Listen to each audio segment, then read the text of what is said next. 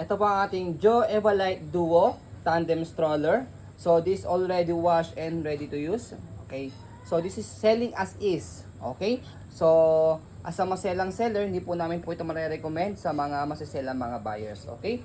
So ito po yung details po niya one by one. So ito yung setup niya for front seat. Ayan. So adjustable for semi-reclines. Comfortable pa rin po si baby pag nakahiga. Up to toddler na po yan. And then yung kanyang back seat is, ayan po yung kanyang setup for newborn. Adjustable po siya for fully reclined. Up to toddler na rin po siya. Okay? So pakita natin yung details niya. So ito yung kanyang canopy sa front. Ayan. So meron lang siyang faded dito, slightly faded dito. Saka sa likod, yung likod niya hindi naman siya big deal. Ayan, dahil pwede naman siya, itong kanyang adjustable canopy, pwede siyang i-fold ng ganito. Ayan. Okay. Ayan. Okay. As you can see naman po sa video. And then, adjust natin siya for sitting position. Ayan. Ang kinagandahan po sa kanya, flatten yung pagkakaupo niya. Okay, 5 harness, safe na safe si baby, wala po yung putol. And then, next natin yung kanyang front handle. Ayan. Press nyo lang po dito sa both side kapag lalagay at tanggal si baby. Press, tapos slide pataas. Okay. And then, yung kanyang leg rest. Ayan. So, ito yung kanyang leg rest. Press dito sa dalawang side, yung button dyan para maibaba pag nakaupo. Pagka naka-semi-recline, angat yun lang po siya. Okay. So, next natin, ayan. So, for example, ito yung baby po namin, 4 years old. Ayan. 14 kg, as you can see, kayang-kaya pa po siya. Diba? Mataas pa man siya. So, next natin, ito yung kanyang back seat. Ayan. So, as you can see naman po sa video, meron siyang faded po dito yan sa mga lining po niya. Ayan. Even dito sa likod niya. Ayan. Okay. And then yung kanyang peekaboo. Lino ng video. Kaya hindi po namin ma-recommend po ito sa masasel ng mga buyers. Ayan. So, ito po siya pagka naka-adjust for fully reclined. Ayan. 5 harness. Safe si baby. Wala po siyang putol. Okay. And then, wala po itong front handle. Okay lang naman dahil kahit wala siyang front handle. Dahil sa backseat naman po siya.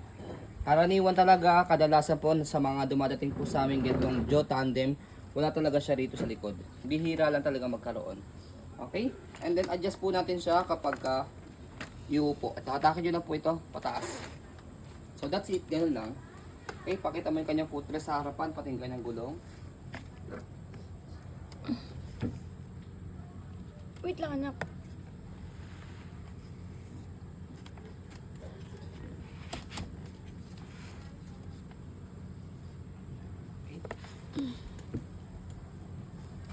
So Frame. yung kabilang side ng body frame muna sa right side. Yung kaya glossy na paint ko kasi yan eh. Ayan. Okay.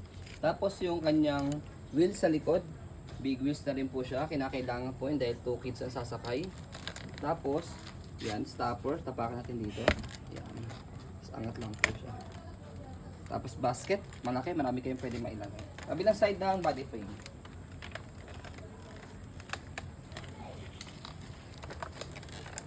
Lapit. Bawal sa maselan.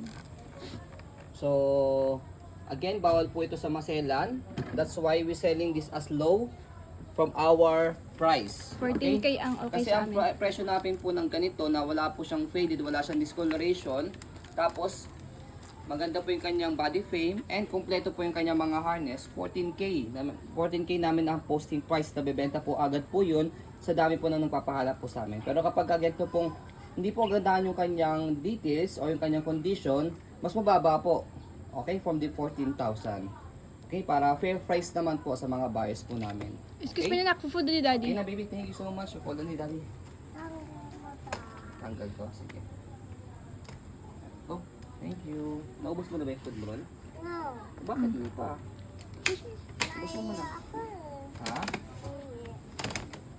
Fold lang yung canopy, tapos move nyo po siya forward. Tapos fold yung canopy sa likod. And then, sa handle, slide and press. Pag nalubog nyo na po yan, compress nyo lang po siya. Yan. Kaya minove ko yung canopy sa harapan kasi patama po siya dito sa back canopy. Ayan.